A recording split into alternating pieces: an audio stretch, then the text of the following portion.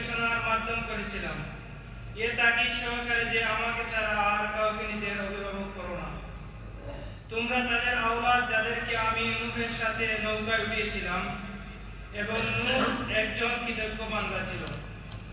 তারপর আমি নিজেকে কিতাবে বনী ইসরাইলকে এ মর্মে সতর্ক করে দিয়েছিলাম যে তোমরা দুবার পৃথিবীতে বিরাট বিপর্যয় সৃষ্টি করবে এবং বিষম বিদ্রোহাত্মক আচরণ করবে।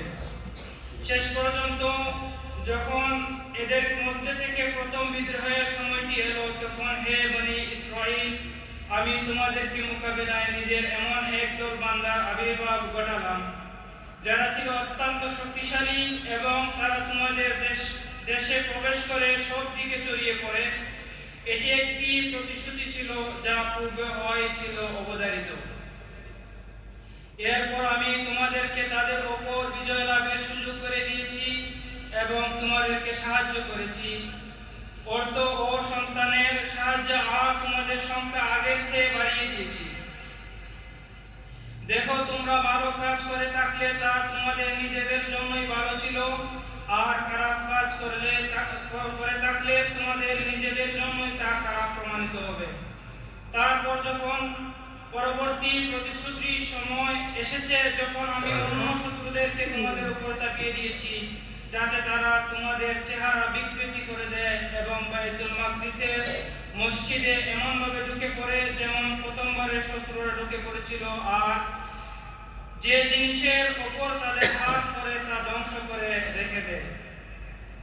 এখন তোমাদের রব তোমাদের প্রতি করুণা করতে পারেন, কিন্তু যদি তোমরা আবার নিজেদেরকে আগের আচরণের পুনরাবৃত্তি করো, তাহলে আমিও আবার আমার শাস্তি পুনরাবৃত্তি করব।